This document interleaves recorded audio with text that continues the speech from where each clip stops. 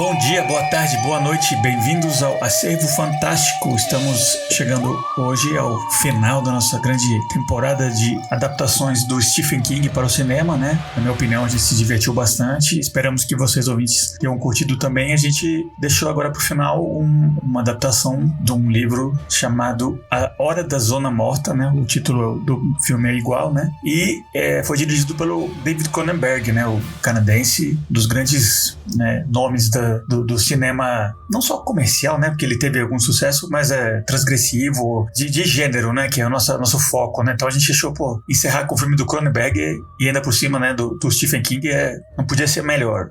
Mas antes da gente começar a falar, né, da Hora da Zona Morta e tal, deixa eu chamar meus dois co-hosts aqui, vou dar a mão pros dois e ver o que eu vejo do futuro deles, né. Grande Igor de Campos, e aí, velho? Olá a todos e todas que estão nos escutando, é sempre um prazer estar aqui com vocês, cavalheiros, falando sobre esses filmes frios, esses filmes invernais, esses filmes perpetuamente nublados, esses filmes que têm espasmos orgásmicos quando eles apertam a mão das pessoas. Olha só que coisa. Muito bom. E também aqui com a gente está o grande Diego Nunes. E aí, Diegão? Tudo bom, pessoal? Beleza? Um pouco menos empolgado que o Igor, mas feliz de estar aqui de novo. E adoro Cronenberg, adoro Stephen King. Vamos lá. Mais um episódio do nosso querido acervo. Mas assim, não fiquei super empolgado com o filme, não. Mas vamos falar depois sobre isso. Então, antes de começar o debate, a gente queria mencionar os nossos apoiadores do mês passado, né? Que a gente tem aquele Apoia-se, que é onde os nossos ouvintes podem dar uma pequena ajuda pra gente mensal, assim, de valores muito baixinhos, né? A partir de R$10, pra ajudar a gente a manter o podcast em produção. A gente já tá conseguindo cortar uns gastos da edição mensal, tá sendo ótimo, né? Mas a gente ainda precisa que o pessoal se disponha um pouquinho mais. Se você curte a gente, se você aprecia o nosso trampo, né? E você tem essa disposição de dar uma ajudinha, assim, vai lá no apoia.se/acervo fantástico e você vai ver que tem lá os níveis de ajuda e tal. E vou pedir pro grande Diego dessa vez falar os nomes dos nossos apoiadores do mês. Pode ser, Diegão? Maravilha, uma honra. Nossos apoiadores do mês, muito obrigado a vocês, maravilhosos, fantásticos, né? E são Andréia dos Santos Pereira Nunes, Maria Fernanda Rodrigues, Ricardo Sugai, Renata Pessoa, nossa ouvinte já faz bastante tempo, maravilhosa, thank you, obrigado. Suzane Moura, Laureane Sutir, Edgar Cabral, Maria Fernanda Braga, Lina Bonfim, fantástica. Douglas Grande Manfré, né? Ganhou o nosso brinde da última vez, valeu demais, né? Quem sabe ganhar na próxima. Letícia da Nóbrega, Guilherme Jape, Dulce Alves dos Santos, Tatiana Chibenes, também nosso ouvinte já faz tempo, maravilhosa, muito obrigado. E Bernardo de Sá Fortes de Araújo. Muito obrigado a todos. Valeu demais para esses ouvintes aí, e graças a vocês a gente tá conseguindo já cortar uns gastinhos do podcast e logo mais, quem sabe a gente já consiga chegar na nossa primeira meta de fazer um terceiro episódio mensal, hein? Seria muito legal.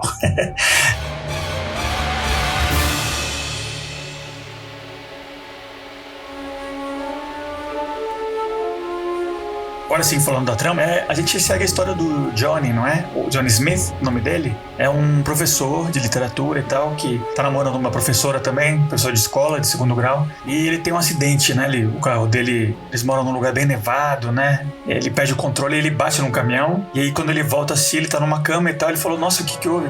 Não, você esteve num acidente e tal, mas ele fala, nossa, mas eu tô bem, não aconteceu nada, não tenho nenhum ferimento, né? E aí o cara diz, né, o doutor, você, na verdade, você esteve em coma, né?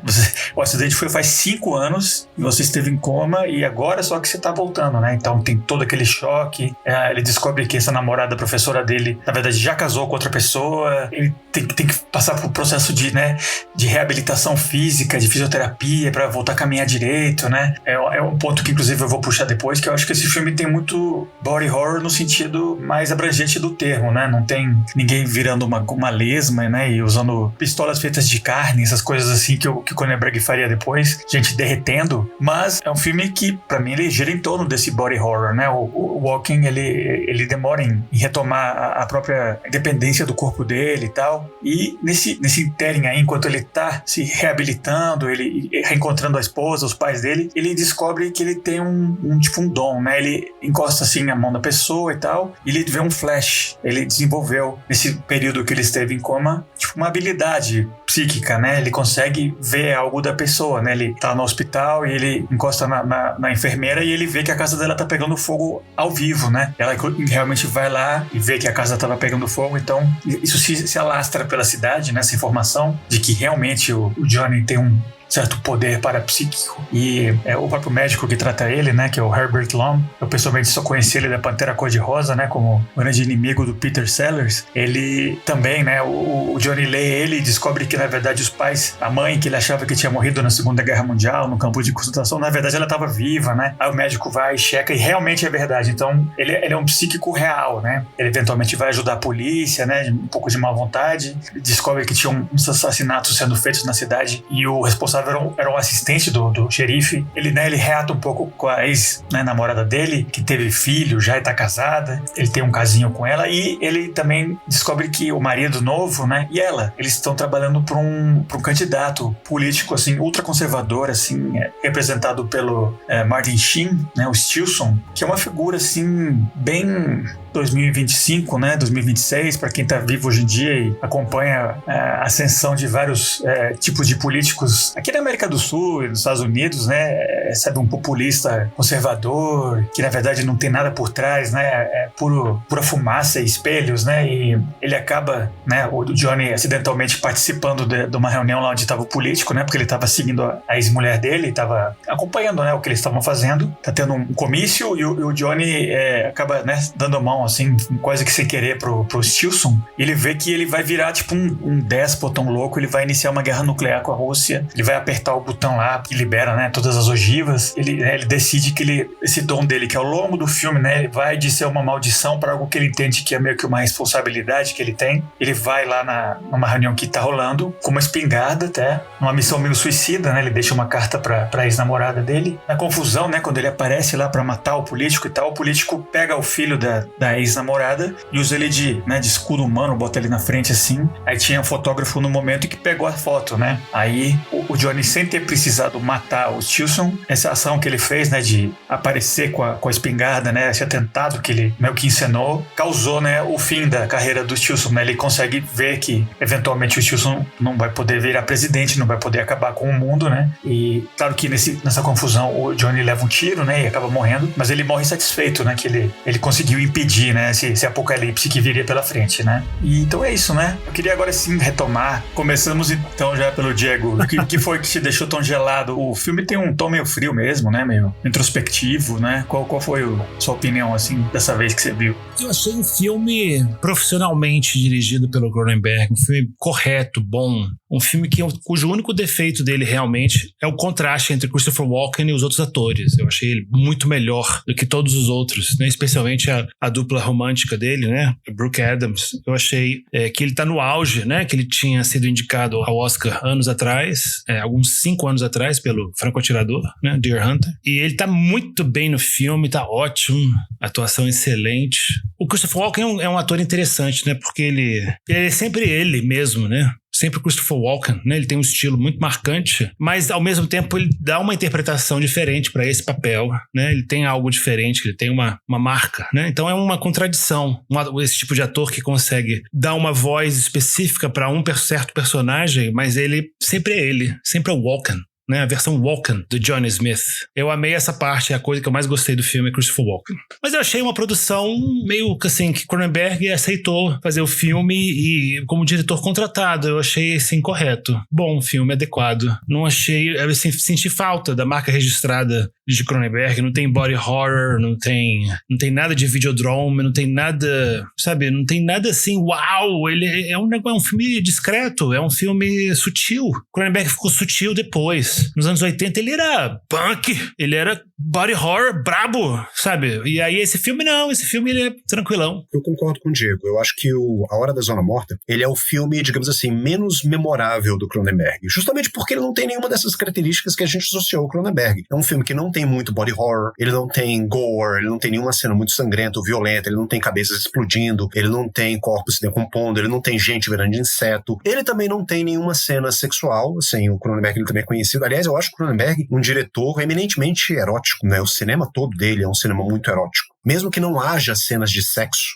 nos filmes dele, ainda assim existe um erotismo muito grande em tudo, assim, perpassando tudo que ele faz. E eu acho que esse filme não é diferente, né? Então, sob essa perspectiva, eu acho que sim, né? Você consegue enquadrar A Hora da Zona Morta como sendo um dos filmes autorais do Cronenberg. Eu não sei realmente, assim, detalhes da produção. Eu não sei até que ponto o Cronenberg estava atuando apenas como um diretor contratado, se realmente era essa ideia, sabe? Se ele mesmo considera esse filme, né, em particular, como sendo um dos filmes do cânone dele. Eu não sei, esses detalhes eu não sei. Mas eu consigo identificar aqui e ali, né, certos temas, certas características que são bem específicas do Cronenberg e eu acho que elevam esse filme a uma categoria superior. Ele deixa de ser simplesmente um thriller com elementos sobrenaturais, né? Ele passa a ser um filme de autor também. E, assim, fazendo um comentário agora bem pontual sobre aquilo que o Diego falou, ele falou assim, esse filme, ele é bem correto, ele é bem austero. E eu tenho essa mesma impressão, mas só que eu acho que talvez essa austeridade do filme, ela seja algo proposital, porque o personagem do filme, o Christopher Walken, o personagem principal, ele é um personagem muito austero, né? Então talvez o filme, a própria estrutura do filme, ela espelha um pouco essa austeridade do John Smith. A gente já começa, né, pelo nome dele, assim, sabe? John Smith, que poderia ser traduzido aqui para o português como um João da Silva, né? Um José da Silva. Justamente, ele é quase que epítome do homem comum, do homem ordinário, assim, sabe? Do homem sem muitas qualidades. E ele é um cara muito comedido, ele é um cara muito discreto, ele é um cara muito austero, né? Como eu já falei. Vide o comportamento que ele tem em relação à noiva dele. Olha só que coisa. Logo no começo do filme, ele aparece na escola, dando aula de Edgar Allan Poe. Acho que vale a pena depois a gente comentar essas referências literárias que o filme faz também, né? Uma é o Edgar Allan Poe e a outra é Washington Irving, né? Eu acho que vale muito a pena porque tem coisa aí, mas depois a gente pode voltar nisso. Então ele aparece na sala de aula e depois ele é visto nos corredores da escola e ele quase dá um beijo na Sarah, que é a noiva dele, mas ele se refreia e ela fica meio sem graça e depois ela comenta, não, assim, a gente não pode, né, demonstrar aqui, né, na escola, professores não podem se beijar. Então, assim, desde o momento 1, você já vê que existe um autocontrole muito grande no John Smith, que é diametralmente oposto a outros personagens cronenbergianos, né, como, por exemplo, o personagem principal da Mosca, né, o Jeff Goldblum, né, interpretado pelo Jeff Goldblum, ou o personagem do James Woods, que são personagens que eles cedem aos impulsos da nova carne, da New Flesh, e eles ficam entusiasmados com as possibilidades dessa nova carne e o que ela pode trazer e tudo mais. O John Smith não, ele é um cara super na dele, super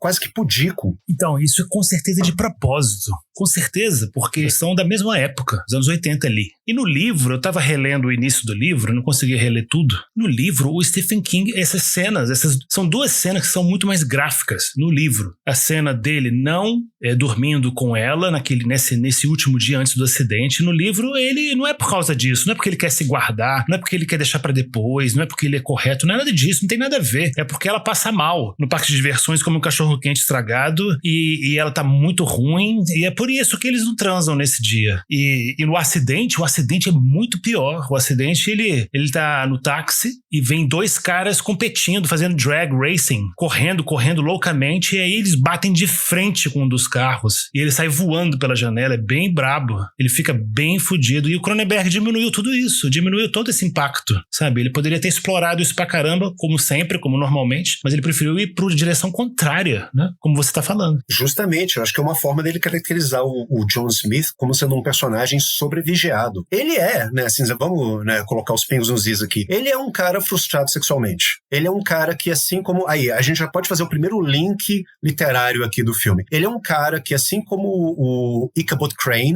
do conto do Washington Irving, né, do Sleepy Hollow, né, da Lenda do Cavaleiro Sem Cabeça, assim como esse personagem, ele é um professor de escola que é rejeitado pela mulher que ele ama, né, porque é isso que acontece no conto do Washington Irving, né, ele é rejeitado, ele vai fazer uma proposta lá pra mulher por quem ele é apaixonado, ele quer pedir ela em casamento, mas só que ela recusa, aí nessa recusa ele sai à noite, né, e aí ele tem esse encontro sobrenatural com o Cavaleiro Sem Cabeça e as coisas acontecem. Então, assim, é um pouco parecido, assim, sabe? Ele, assim, ele não sofre uma rejeição, né, de fato, né, mas, assim, não nesse momento, mas ele vai sofrer uma rejeição depois, mas você vê que, assim, os personagens de literatura, né, eles meio que espelham essa frustração do John Smith, essa frustração e esse emasculamento, assim, sabe? Tipo, isso é uma coisa que eu li num livro sobre Hitchcock há muito tempo atrás. Sempre que você vê... Não vou fazer uma generalização, né? Mas quando você vê um personagem, ainda mais um personagem masculino, andando com dificuldade, com uma ajuda de uma bengala, tem um elemento de impotência aí nesse personagem. Então você já, de cara, consegue caracterizar o John Smith como sendo personagem, né, à sua maneira, impotente, né? Não impotente de fato, né? Mas ele é impotente quanto a uma série de coisas. Ele acorda desse coma após 5 anos, a mulher por quem ele era apaixonado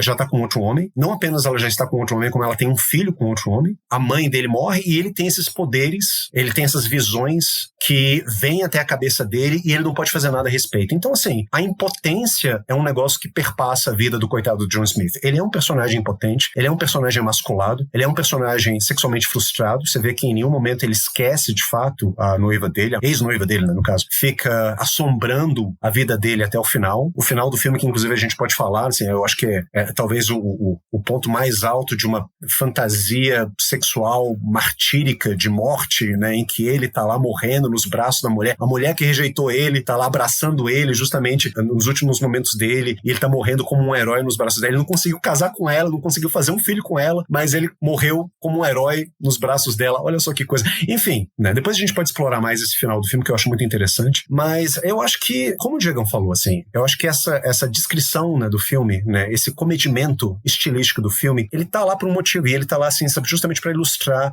uma coisa muito característica do personagem, porque o personagem, esse cara, ele não demonstra muitas emoções dele, o John Smith, né? Você vê, por exemplo, naquela cena que eu acho que, assim, eu acho que é de partir o coração, né? Assim, sabe? Quando ele tá ainda no hospital, ele tá reaprendendo a caminhar, né? Ele ainda tá com as 2 muletas, e aí a Sarah, né, a ex-noiva dele, aparece lá pra fazer uma visita. Ele já sabia que ela tava casada. Ela fala uma coisa que eu acho que não sei se alguém já passou por essa experiência, se alguns dos nossos ouvintes já passou por essa experiência, né? Mas assim, que eu acho que é de rasgar o coração, quando aquela pessoa com quem você já teve um lance e por quem você ainda tem algum afeto, né, fala pra você, não, você tem que conhecer o meu novo namorado, eu acho que vocês iam se dar muito bem. Né? E você só sente com a cabeça, não, realmente, muito polidamente você concorda, mas eu não sei, eu acho que isso é de rasgar o coração, e ela fala isso pra ele, e ele fica impassível, ele fica olhando pra ela, assim, sabe, sem reação, e logo depois ela fala que ela tem um filho, e aí ele, de novo, ele fica sem reação, ele não fala nada pra ele. Ele poderia estar demonstrando uma série de coisas nessa cena, ele poderia ficar com raiva, ele poderia falar pra ela, olha, não me fala esse tipo de coisa, ou então, olha, desculpa, mas é muito cedo pra gente voltar a ter contato, mas ele se mantém cordial o tempo todo, o que me sinaliza que ele é um cara que ele contém muito as emoções dele, as emoções positivas, o desejo sexual dele, e as emoções negativas, ou seja, John Smith, tudo ao redor dele soa como contenção, um cara super contido e super discreto, e me chama muita atenção o fato de que em um determinado momento do filme, ainda eu acho que na primeira metade do filme, ele fala pra Sarah, até, que o principal desejo dele, assim que ele descobre que ele adquiriu uma certa fama na cidadezinha, né, na Inglaterra, porque ele tem esses poderes e tudo mais, ele fala pra ela assim, tudo que eu queria é que me deixasse em paz, eu queria desaparecer. Ou seja, ele tem um desejo de morte, né, um impulso de morte muito grande, ele quer se apagar do mapa, ele quer sumir da história, e ele meio que consegue isso no final, paradoxalmente, entrando na história como um cara que se martiriza, né, como um cara que se anula em prol de um bem maior, né, um bem comunitário maior. Só que ninguém vai saber do sacrifício dele, ninguém vai tomar conhecimento do sacrifício dele, porque ninguém teve essa visão dele de que o Greg Stilson vai se tornar esse Trump, esse ditador, né, no futuro. Ninguém compartilhou dessa visão dele, então ele morre como sendo um louco fanático. Esse grande sacrifício que ele fez vai passar para o anonimato, né, porque ninguém vai tomar conhecimento disso, assim, ele não morreu sem poder falar para as pessoas, olha, não, eu vi o futuro e esse cara vai deflagrar uma terceira guerra mundial, ele vai matar todo mundo. Ele simplesmente morre como sendo um doido que tentou matar um político, mais um doido, né, na história dos Estados Unidos que tenta dar tiro em política. Então, uau, assim, eu acho esse personagem muito interessante, muito fascinante também. Não sei se vocês compartilham dessa minha visão. O que vocês acharam do John Smith? O que vocês acharam dessa relação dele com a Sarah também? Porque eu acho que muito do eixo dramático do filme vem dessa relação frustrada que ele tem com ela. Eu gostei desse elemento genérico dele, né? Porque o Stephen King não tem problema de criatividade, né, de desenvolver. Ele poderia ter dado um nome mais interessante, por exemplo, né, de João da Silva, né, John Smith. O fato que ele é um ninguém, né, ele tem esse contato com essa coisa maior, assim, além da vida e da morte, nessa zona morta. Eu acho que o Walking, ele pega isso, né, ele é profundamente melancólico, né, o filme inteiro, e é alguém que saiu do anonimato pra ter o que ele chama de uma dessa maldição, né, só no final mesmo que ele reinterpreta como uma missão dele, né? Quando ele descobre que aquele político ia causar a Terceira Guerra Mundial. E realmente, né? O o elo dele com o mundo, né, depois do acidente dele, permanece só a noiva, né, a ex-noiva dele, que, né, ele não conseguiu consumar no começo e depois continua sem. Apesar de que tem uma hora que ela volta já com o bebezinho, né, dá pra ver que eles têm um casinho lá. Então ele não morreu assim, totalmente virginal. Foi uma noite apenas, foi uma noite. Não, porque eu ia falar muito dessa noite, assim. Ele é um personagem que realmente o Igor falou muito bem. Tá no próprio título do livro. Desde o início, no livro quando ele era criança, acho que no filme quando ele é adolescente, né? Também tem um acidente, né? Também tem um contato com essas visões premonitórias, né? E que só depois desse último acidente que acontece no filme, né? Ele já adulto, ele realmente ele ganha essas premonições ficam mais vívidas e mais frequentes, muito fortes. Então ele tem um contato com a zona morta, ele tem um contato com o mundo além, ele tem um contato com o além, com a outra dimensão, onde a gente vai depois de morrer. Muito forte no filme. Então realmente a nossa atração, né, que todo ser vivo tem em direção à morte, né, esse caminho que a gente segue sempre até o fim, para ele parece que foi adiantado. Ele transita em direção à zona morta de fato, especialmente depois do acidente. E aí parece que ele sente isso, né? O Cronenberg consegue passar isso mesmo, o Igor tem razão, né? E o Chris Falco também, que ele parece que é um personagem que não tá totalmente vivo, né? Ele anda nos dois mundos quase. Por isso que ele é tão comedido e tão frustrado e triste e austero. Ele não consegue realmente mais experimentar a alegria da vida. Ele acorda depois de 5 anos e ele tem que reaprender a andar, reaprender a viver. E a mulher que ele amava, que 5 minutos na cabeça dele antes estava com ele, né, apaixonada por ele, agora tá casada e com um filho. Isso é uma grande realmente frustração pra ele, né? E eu achei isso interessante que o Cronenberg escolheu fazer isso, né? Ela decide assim, poxa, a Sarah pensa que deve ter sido muito frustrante pra ele e eu também foi frustrante pra mim, então eu vou levar meu filho, mas ele põe ele pra dormir e a gente pode ter uma noite pra compensar todos esses anos, né? Vamos ter uma noite, vamos consumar alguma coisa aqui. E eles consumam, não mostra, claro, né? E acabou. Depois, no dia seguinte, ela fala, olha, beleza, a gente fez, é ótimo, mas assim, eu não vou deixar meu marido e nem meu filho, eu não vou desfazer toda a minha vida pra ficar com você, e é isso, e você tem que entender e viver com isso, tá? Tchau, hello, bye bye. Eu acho essa cena de uma tristeza cabal, porque não é apenas a cena de sexo. Aliás, eu tenho que falar uma coisa a respeito dessa cena de sexo, porque assim, nós somos todos aqui, né, grandíssimos fãs do Cronenberg, a gente acompanha o Cronenberg desde o início da carreira dele, eu acho que ele é eu vou soltar aqui um comentário talvez controverso, não sei, talvez algum ouvinte ache muito controverso, não sei, né, mas eu acho o Cronenberg o maior cineasta da geração dele. Aí alguém até pode correr aqui e dizer, não, mas o Scorsese, eu acho o Cronenberg melhor que o Scorsese, eu acho que a carreira do Cronenberg é muito mais concisa e muito mais cheia de altos do que a carreira do Scorsese, por exemplo. Mas é uma opinião pessoal minha. Então, assim, a gente que acompanha a carreira do Cronenberg, a gente sabe que o Cronenberg ele não é tímido na hora de filmar cenas de sexo. E essa cena de sexo do Da Hora da Zona Morte é uma cena altamente, convenhamos, broxante. É uma cena de sexo, assim, muito discreta, né? Em que, assim, me desculpem seus detalhes gráficos que eu vou dar aqui agora, mas o que acontece nessa cena de sexo? Como é que ela aparece? Ela começa desabotoando a blusa dela, aí ele, né, fica encantado com aquilo que ele tá vendo, né? Obviamente ele tá vendo os seios dela, e aí ele meio que deita no peito dela, dando a entender que ele deita em um dos seios dela. Existe uma coisa muito maternal nessa cena. E levando em consideração que, ao longo da história, você vê que o John Smith é um personagem que, entre outras perdas, ele perde a mãe dele em circunstâncias trágicas, né? Ela tá vendo um programa de televisão e ela tem uma espécie de derrame, né? E logo depois ele morre e ela morre nos braços dele. Ou seja, ele é um menino órfão, né? Aí ele vai morar com o pai, que o pai dele parece quase que o irmão dele, assim, sabe? Não fisicamente, assim, mas assim, a relação deles, né? Eles parecem roommates. O pai dele não tá tomando conta dele, sabe? Então, acho que talvez quem tomasse, não sei, na minha viagem aqui, talvez quem tomasse conta dele mesmo fosse a mãe. Aí ele perde a mãe. E aí ele tá procurando uma mãe substituta, que é a Sarah, né? Só que a Sarah, ela já é mãe do pequeno Danny. Ela não pode ser a mãe do John Smith. Então você tem aí um conflito edipiano, uma projeção edipiana que ele faz, que é cortada logo na raiz, né? Porque justamente ela faz isso que o Diegão fala, assim, você fala, desculpa, mas eu tenho uma vida adulta, né, de fato, pra levar. Eu tenho marido, eu tenho filho, eu tenho outras responsabilidades responsabilidades. Isso que a gente teve foi apenas uma noite. Não apenas uma noite de sexo, em que você viu que a dinâmica deles é muito mais maternal do que exatamente uma dinâmica de amantes, mas também é de partir coração aquela cena em que eles estão na mesa e você tem o pai do John Smith, você tem o John Smith, você tem a Sarah e você tem o menininho, o Danny, e o pai do John Smith fala, nossa, fazia muito tempo que eu não lembro exatamente qual é a fala dele, mas ele fala alguma coisa a respeito de ter uma família na mesa, né? Assim, fazia muito tempo que ele não tinha uma família na mesa. E você vê a interpretação fantástica do Christopher Walken nessa hora, muito sutil também, a dor que é a dor desse cara que queria, mais do que qualquer outra realização que ele pudesse aspirar, queria ter uma família. Ele queria ser o marido, ele queria ser o papai de uma família. E ele não consegue, ele não vai conseguir fazer isso. Por quê? Porque ele ficou 5 dias em coma, ele acordou semi-paralisado e a mulher que ele amava já está com outra pessoa. Então, assim, olha a dimensão da tragédia do John Smith. Tudo que ele mais queria era, sabe, viver essa vida pacata na Nova Inglaterra como professor, sendo um pai de família, sendo um marido para a mulher que ele amava. E ele se vê numa situação que, cara, eu não tenho nada disso. Deus pregou uma peça em mim, agora eu tenho esses poderes que eu não tenho utilidade para eles, que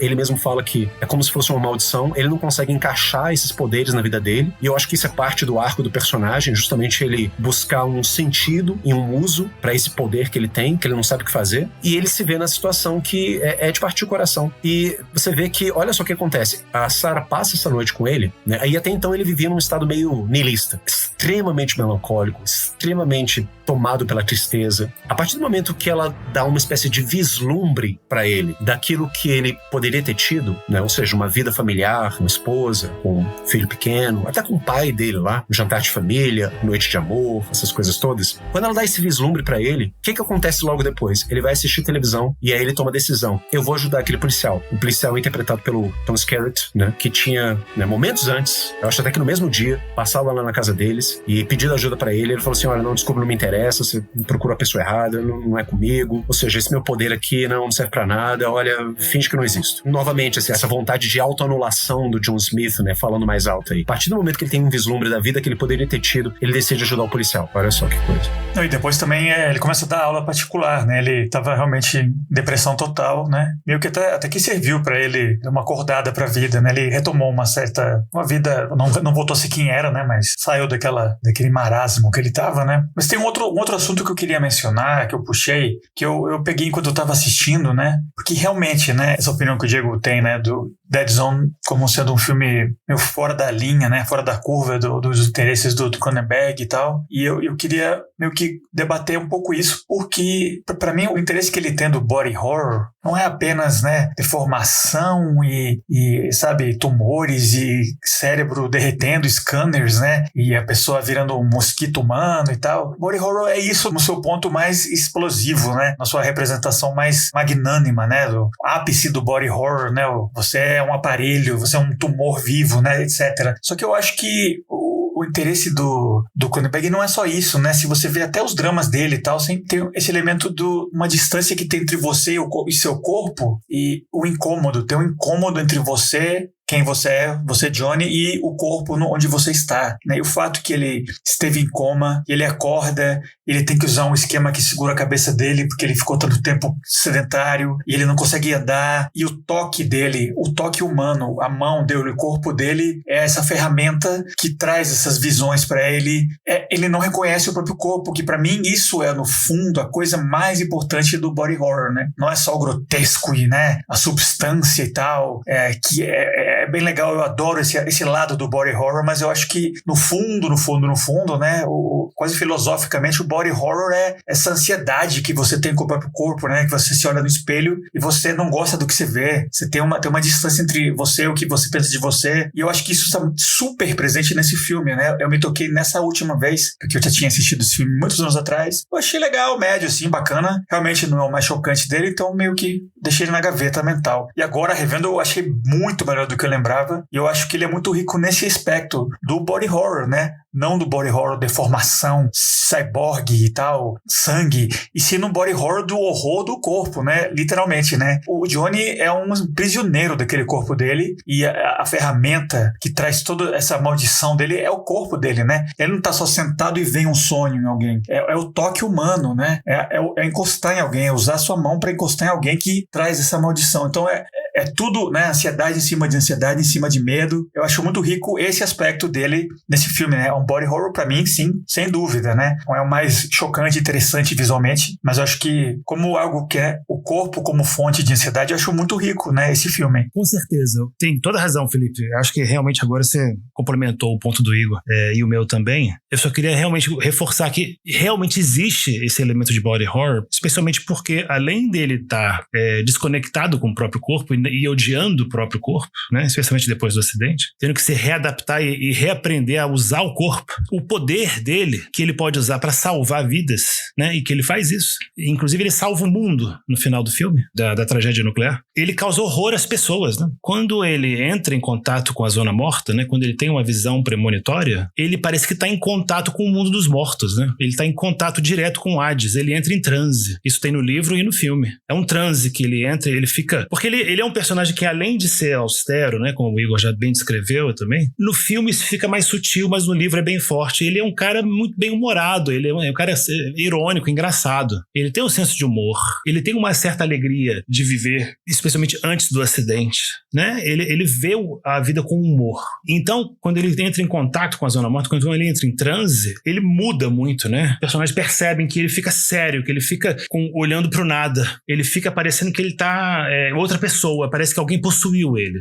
E aí, quando ele toca a pessoa, quando ele toca aquela enfermeira, e ele tem a visão de que a filha dela vai queimar junto com a casa, né? Que a casa tá pegando fogo e a filha vai ser incendiada viva, ele pega na mão dela e ela tem uma sensação horrível, né? Ela sente um horror terrível. Parece que ele tá passando pra ela contato com o Hades, né? Com a zona dos mortos. Então a pessoa sente a morte. E isso causa horror. Então eu acho que também tem essa contradição, né, de que ele não tem realmente escolha a não ser se imolar. Ele não tem como ele viver e experimentar a vida como um ser vivo, como um homem de família, como um professor e tal, e ao mesmo tempo usar esse poder. Porque ele realmente sai do mundo dos vivos quando ele tem as visões. E isso realmente é uma separação total. Felipe bem falou, né? Realmente, porque quando ele tem as visões dele, não só ele vê a coisa, mas você vê que sempre é outra pessoa que tá do outro lado, né, desse aperto de mão ou desse toque, a pessoa também tá meio que fica enojada, né, tem um susto, tem uma coisa, né, quando ele dá a mão no Stilson, né, no final, o Martin Sheen, ele fica assim, meio que ele também tá tocando esse além, essa morte, né, então realmente esse é o horror do corpo, né, não é só o próprio Johnny que sente, né. Eu concordo com isso que vocês estão falando, em gênero, número e grau, eu acho que é isso mesmo, eu só queria acrescentar uma leitura bem particular que eu tive aqui dessa questão do body horror, eu acho que é isso mesmo, Filipão. O body horror é essa angústia em relação ao próprio corpo, né? Essa agonia que vocês têm quando você percebe que você não está em controle, né, do seu corpo. Você acredita que você está sob controle do corpo, né? Mas aí surge uma doença, surge um espasmo, surge alguma coisa que você não pode controlar e você fica se perguntando o que está acontecendo comigo, o que é isso, né? E em último nível, né, você pode até se perguntar quem sou eu, sabe? O que é isso que está tendo esses espasmos, que está tendo essa febre, que está se transformando em mosca, sabe? Continua sendo eu, sabe? O meu eu, ele está separado desse invólucro de carne que ele tem, né? Então, uma série de questões ontológicas que podem ser levantadas, assim, com body horror, que eu acho muito interessante, né? E é claro, assim, o Cronenberg sendo um cineasta eminentemente inspirado pela filosofia, né? Assim, ele coloca isso nos filmes dele, né? Eu acho que o cinema dele é muito filosófico. Eu acho que, assim, a leitura particular que eu tenho, e de novo pedir desculpa aqui, porque talvez eu seja um pouco gráfico, né, ao falar essas coisas, mas assim, bom, primeiro, em minha defesa, eu sou muito influenciado por um crítico inglês, né, de cinema chamado Robin Wood, que foi um dos primeiros críticos sérios, né, de cinema, né, que nos anos 70 já ele começou a estudar a fundo os filmes de horror. E ele fazia isso sobre um viés psicanalítico e marxista, inclusive. Então, muito, não sei, um pouco do meu método de análise de filmes hoje está um pouco influenciado, assim, pelos escritos de Robin Wood. E eu vejo essas visões que o Christopher Walken tem, né, que o John Smith tem no filme, sobre um viés erótico. Porque, assim, eu não sei como é que está no livro, né? Eu não li o livro, então vou falar só do filme aqui. Mas você vê, ele tem essas visões, não é do nada. Ele toca na pessoa, ele tá lá tocando na pessoa, apertando a mão da pessoa, alguma coisa assim, e aí ele tem essa visão, e essa visão não é uma coisa tranquila, assim, sabe? Tipo, ele tá lá, assim, ó, olhando pra pessoa nos olhos, tendo visão. Ele tem um espasmo, ele tem um... sabe? E é engraçado, eu acho que, de novo, assim, Cronenberg, eu acho que ele não coloca essas coisas gratuitas. É engraçado você ver que justamente num personagem altamente frustrado sexualmente, ele vai ter uma espécie de orgasmo. Eu até brinquei com vocês no começo do episódio, mas era uma brincadeira com fundo de verdade. Ele vai ter uma espécie de espasmo orgásmico justamente no momento em que ele pega as pessoas, ele tem essa visão de morte. E tem uma hora que ele fala literalmente isso, né? Ele fala que a visão que ele tem desse futuro, aliás, ele só vê desgraça, né? Isso também é uma outra coisa que a gente tem que notar. Ele só vê desgraça, ele não vê ninguém ficando rico, ninguém ganhando na Mega Sena, não. Ele só vê desgraça, só vê morte. Isso é uma coisa a se notar, que a gente pode até desenvolver, ou não sei. E quando ele tem essas visões, ele fala, eu acho que pro personagem do médico, né? É como se eu estivesse morrendo também. Desculpe, minha imaginação erótica funcionou na hora, eu não pude deixar de não associar isso a, literalmente, um orgasmo, a forma como se fala do orgasmo, né? Que é uma pequena morte. Ou seja, o John Smith, ele morre um pouquinho, né? Ou seja, ele tem uma gozadinha quando ele tem essa visão da morte das outras pessoas, e ele também sente aquela morte dentro dele, e é esse horror que as pessoas têm, né, ao estarem apertando a mão dele.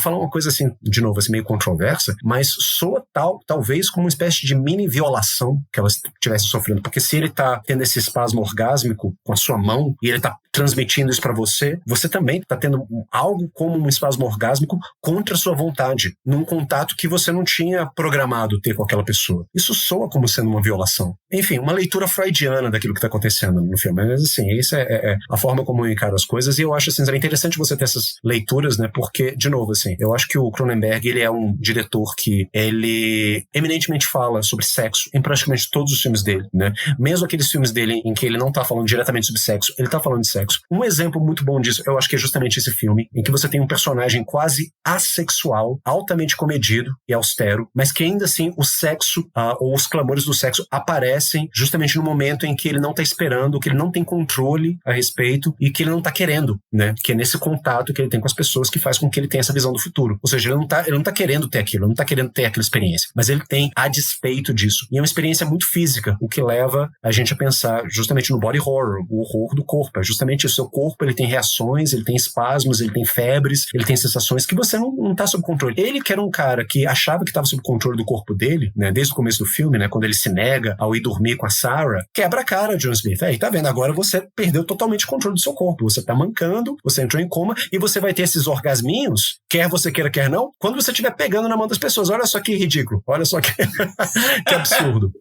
Inclusive, pra mim, o aspecto do horror, do body horror, né, é porque não é algo que ele tá fazendo voluntário, né, quando ele encosta nas pessoas. Esse horror aí tem o fato que é involuntário, né, ele não tá tocando a mão do político ou da enfermeira lá pra visualizar o futuro deles, né, é algo que acontece com os dois, né, ele não controla, essa falta de controle pra mim é o chave, né, do body horror, né, é uma coisa que atacou os dois, né, e o meio é o corpo. Eu queria só complementar, porque concordando com tudo que vocês estão falando, né, o final do filme ele é introduzido pela conclusão que ele chega, pela descoberta que ele tem da zona morta, específica zona morta, né? Que ele percebe que tem zonas escuras nas visões dele. E se essas visões escuras, né? Essas zonas escuras, elas indicam pra ele que não tá completamente escrito isso que ele viu. Ele pode evitar, ele pode prevenir, ele pode praticar ações que vão evitar que isso aconteça, do jeito que ele tá vendo. E isso é uma coisa que ele pode controlar um pouquinho. Ele vê que ele tem essa autonomia e ele pode mudar o destino das pessoas, do mundo e tal. Ele consegue. É um mínimo, é um vislumbre de um mínimo de controle que ele pode ter sobre o dom, né? Sobre a maldição ou o dom, o poder que ele tem. Então ele é como se fosse isso. Finalmente eu descobri a luz no fim do túnel, né? Que exatamente que vai levar ele a morrer, que vai levar finalmente à morte de fato. É uma coisa que eu posso controlar. E que bom, né? Que eu posso realmente fazer isso pelo mundo, né? Tirar esse cara bem psicopata. No livro ele é bem escroto, o Greg Stilson. Recomendo a galera ler o livro também, porque ele realmente... O filme, o Martin Sheen tá muito bem, consegue expressar concisamente, né? O Cronenberg também, como que ele é um monstro por trás, né? Da figura do político carismático. No livro é maravilha. Ele tem umas histórias da juventude do Greg Stilson no livro, que mostram que realmente ele sempre foi um cara com quase uma dupla personalidade, assim. Bom que o Diego falou sobre o Stilson, porque eu acho que o Stilson, ele é o nêmesis, né, do Smith, né, no sentido em que o Stilson, ele consegue fazer, olha só, com toda essa vilania dele, ele consegue fazer tudo aquilo que o Smith, talvez no fundo, ele quisesse fazer, mas ele não consegue. Porque o Stilson, se tem uma coisa que você não pode falar a respeito dele, é que ele é um cara impotente. né? Muito pelo contrário. O Stilson, ele transpira, nojentamente, ele transpira a potência. É um cara que ele faz o que quer. E ele tem uma vontade de destruição muito grande. Tão grande, né, que é o cara que vai, né, deflagrar a Terceira Guerra Mundial e vai destruir todo mundo, né? E ele faz isso numa espécie de júbilo. Você vê que quando ele recebe aquelas pessoas, naquela visão do Smith, né? Quando ele recebe aquelas pessoas, né, no salão oval, né? E ele fala assim, ó, os mísseis já estão voando. O que ele fala pra eles? Aleluia. Ou seja, é um gozo na destruição. Que o Smith, sendo aquele cara cordato e comedido e austero, ele não tem isso. Ele só vai dar vazão ao desejo de destruição dele no final, quando ele encontra uma boa causa para poder fazer isso. Que causa melhor seria essa do que você matar o anticristo? Né, você dá um fim a Hitler antes que ele cause o Holocausto ou alguma coisa assim, né, que é justamente a conversa que ele tem com o médico dele. Então assim, se você vai dar vazão pro seu impulso de destruição, que você tem, seu safado, não vai dizer que você não tem, porque todo mundo tem, todos nós temos. Então se você vai dar vazão a isso, então que seja por uma boa causa, que seja por uma causa nobre, que seja por um fim ético. Também muito controverso isso que eu tô falando, mas assim, guardadas as devidas proporções, né, eu não tô falando pra você sair assassinando políticos, a ideia não é essa, mas a ideia é você usar essa energia justamente para você ser um motor de algum tipo de mudança positiva no mundo, que é o que ele consegue fazer no final. Ou pelo menos assim, ele tenta fazer no final. De uma forma bem exagerada, né, e dramática, né, e desajeitada, né, porque, de novo, assim, eu não tô aqui, ao contrário, eu não tô aqui advogando pra você sair dando tiro de carabina em político, não é isso. Mas justamente, né, olha só, esse cara impotente, ele vai pegar uma espingarda, que é coisa mais fálica que isso, e vai tentar alvejar o Martin Sheen, não consegue, e morre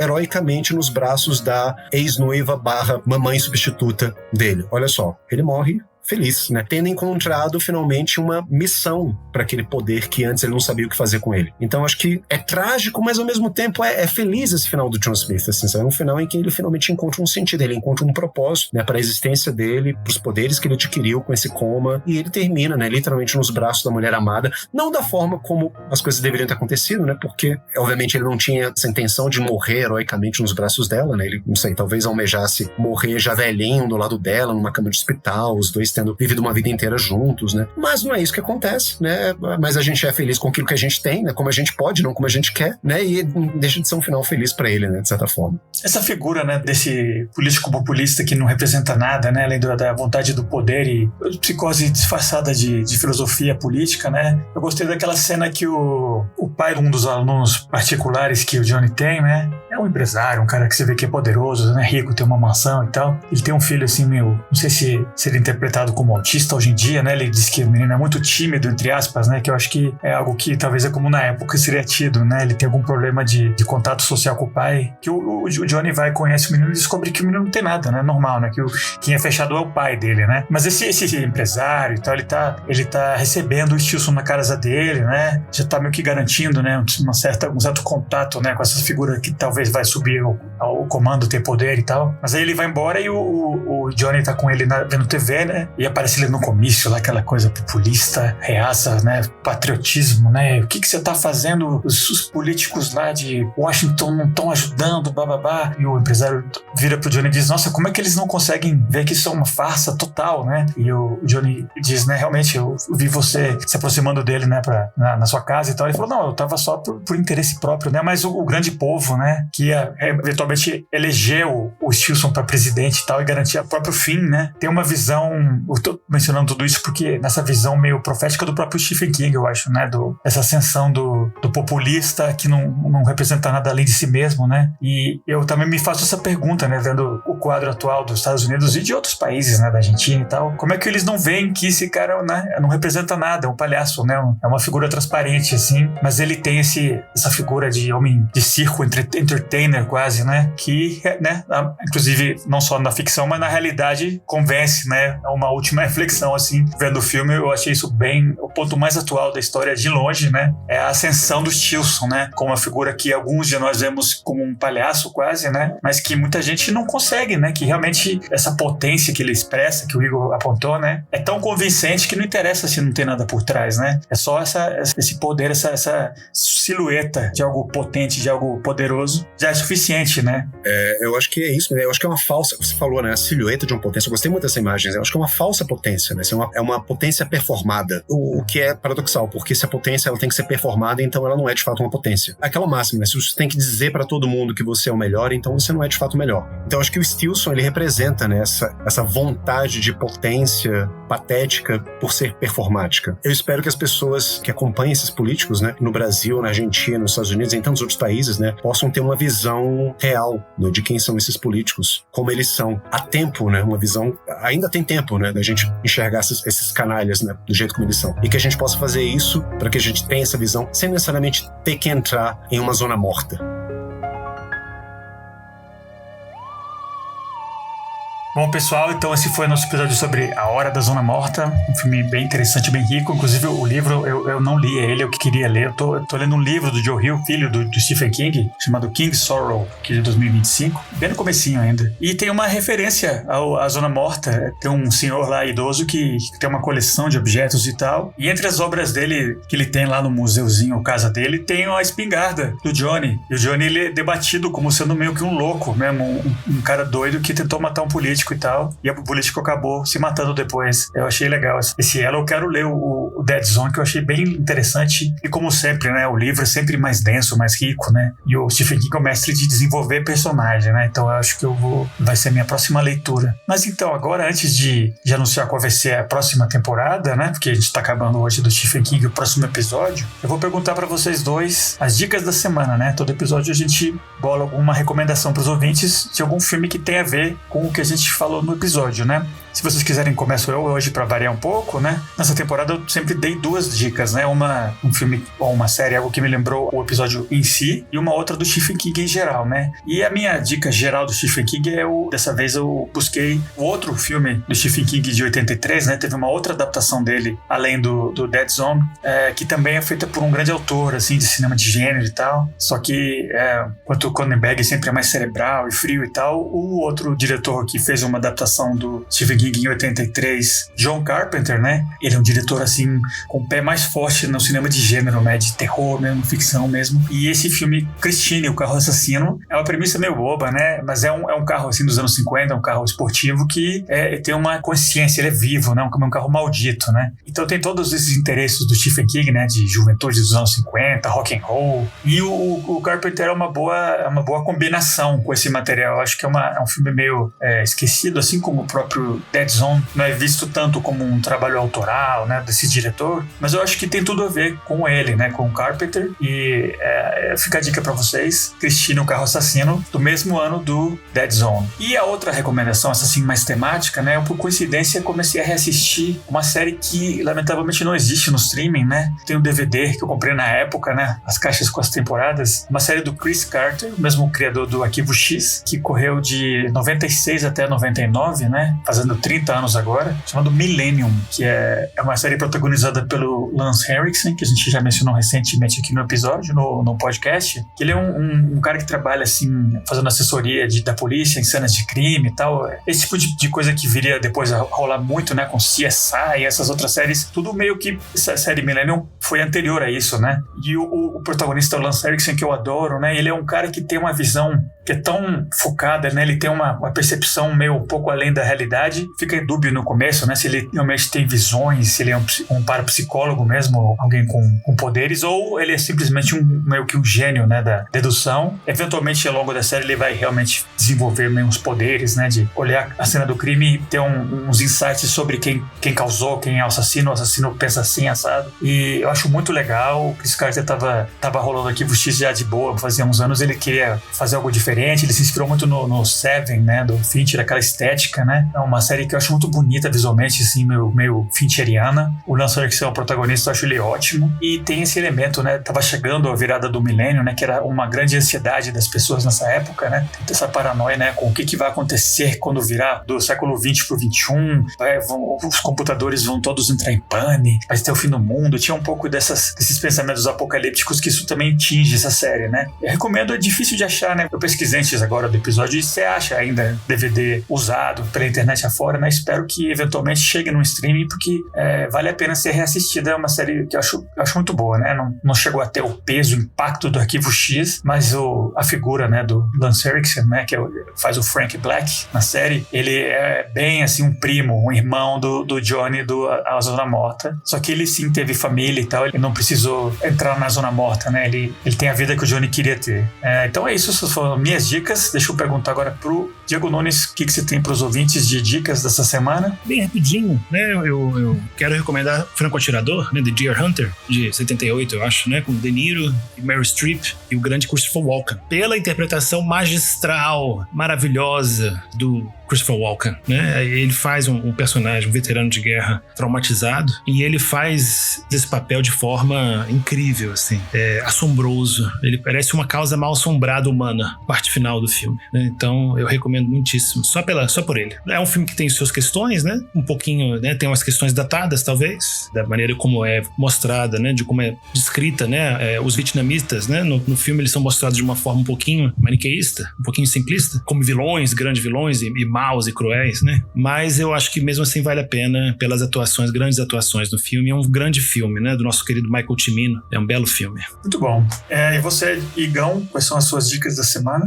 Eu vou dar 2 dicas, assim como você, Felipe, mas antes eu tenho que parar aqui pra dizer que eu achei fantástica essa imagem que o Diego trouxe aqui pra gente de Casa Mal Assombrada Humana, na interpretação do Christopher Walken, nesse grande filme que é o Franco Atirador. Essa imagem vai ficar na minha cabeça ainda por um tempo, assim, eu gostei muito disso. Minhas dicas, primeiro, assim, como a gente falou hoje de um filme do Cronenberg, que é um dos meus diretores favoritos, eu imagino que seja também um dos diretores favoritos de vocês, cavalheiros. Então, eu vou falar de um filme do Cronenberg, assim, vou recomendar um filme do Cronenberg que eu acho, assim, que ele passou um pouco discretamente, né, nos cinemas, mas que eu recomendo muito porque eu acho que ele tem esse binômio, assim, todos os filmes dele tem, né, mas esse filme ele tem muito esse binômio, né, do autocontrole versus ceder aos próprios impulsos, que eu acho que isso é uma das chaves, né, pra você entender esse filme. Eu tô falando de Um Método Perigoso, né, A Dangerous Method, é um filme de 2011 com os excelentes Viggo Mortensen e Michael Fassbender e a maravilhosa Keira Knightley, além do fantástico Vincent Cassel, né, no elenco, um grandíssimo elenco. E esse filme ele fala,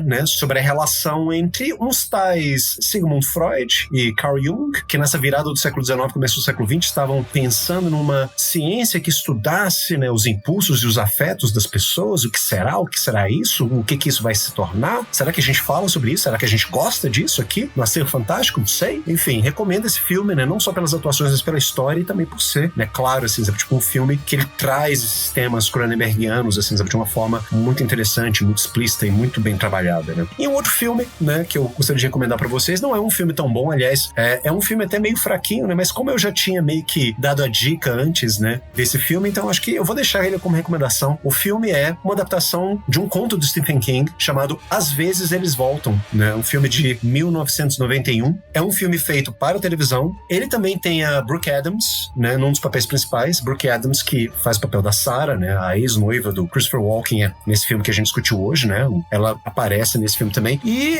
esse filme, bom, é uma adaptação do Stephen King, não é uma adaptação muito boa do Stephen King, eu tenho que concordar, mas ainda assim é um filme gostoso de assistir. Eu acho que ele é o mais próximo que você pode chegar de um filme de terror feito para toda a família. Tô colocando algumas aspas aqui, porque eu não sei se existe isso, né? Filme de terror para família, mas se tiver, talvez esse Às Vezes Eles Voltam seria um exemplo disso, né? Porque é um filme de terror leve, né? Ele conta a história de um professor de escola, que ele volta para a cidadezinha onde ele morava muitos anos atrás. Ele sofreu um trauma de infância. O trauma dele foi ter perdido o irmão dele, muito jovem, assim como o personagem principal do It, né? Do palhaço assassino. Então ele volta para a cidadezinha e ele, misteriosamente, ele tem que se confrontar com os fantasmas dos bullies que mataram o irmão dele muitos anos antes. Eles reaparecem na escola como sendo alunos dele, mas só que é impossível, né? Porque são pessoas que morreram já há 30, 40 anos atrás e realmente ressurgem, né? Como sendo alunos adolescentes na escola dele. E ele fica naquele momento assim meio paranoico, assim, sabe? Será que eu tô simplesmente lutando contra os fantasmas do passado? Ou são eles, né? No caso, esses esses malditos que mataram meu irmão, que voltaram mesmo? Será que às vezes eles voltam mesmo? Como é uma história do Stephen King, depois a gente aprende que de fato, às vezes eles voltam. E você tem que lutar com eles de novo,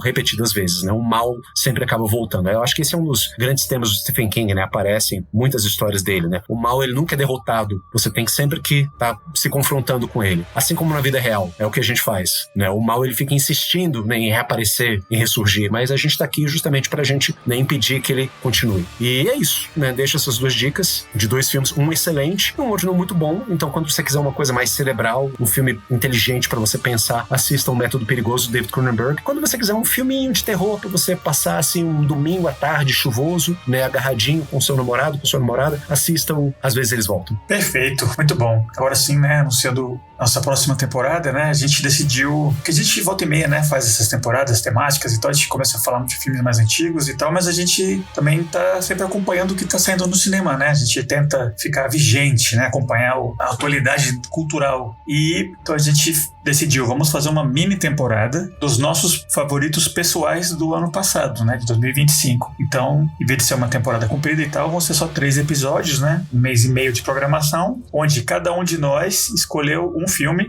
e vamos, né, conversar como sempre, normal, episódio comum, né, e ver se os outros 2 co-hosts estão de acordo que esse filme realmente é ou não um dos grandes do ano passado. Mas assim, eu não vi ainda todos, mas eu sei que todos são de grandes diretores, são filmes interessantes os 3, e eu espero que vocês ouvintes curtam, né. Nosso primeiro episódio da temporada dos nossos favoritos de 2025, a gente decidiu conectar com o último episódio do Stephen King, né, que foi esse filme que a gente falou hoje, né, A Hora da Zona Morta, e o primeiro filme da temporada de favoritos de 2025 é um filme dirigido pelo David Cronenberg de novo. A gente vai ter muito material para comparar como é que ele envelheceu, a visão dele e tal. Falando de um filme chamado The Shroud, que é o Senhor dos Mortos aqui no Brasil, né? The Shroud é aquele pano onde você envolve os mortos, né? Não sei, esqueci agora o nome, né? Mas aqui chama o Senhor dos Mortos. Então a gente vai passar da Hora da Zona Morta para o Senhor dos Mortos, os 2 do Cronenberg, na nossa nova mini temporadinha, os favoritos de 2025. Então é isso, galera. Esperamos vocês daqui a 2 semanas. Deixa eu dar tchau, Igão, e já adianta alguma coisa aí da sua seleção, que é essa que a gente vai falar no episódio que vem. Pois é, ansiosíssimo pra falar sobre O Mestre dos Mortos, né, The Shroud. Esse foi o filme que eu escolhi, né. Deixando uma coisa bem clara, não é que eu acho que esse é o melhor filme, porque ano passado teve filmes muito, muito bons. Então, assim, eu não sei se objetivamente esse seria o melhor de todos os filmes, mas é o filme que mais me impactou, porque eu sou um grandíssimo fã do David Cronenberg, e eu gosto muito das temáticas que o David Cronenberg traz, e eu amei assistir esse filme. É um filme difícil, ele é um filme que incomoda um pouco, ele é meio perturbador em certos aspectos, mas ele, não sei, ele me causou uma certa euforia, assim. Eu lembro de terminar o filme assim, meio uau,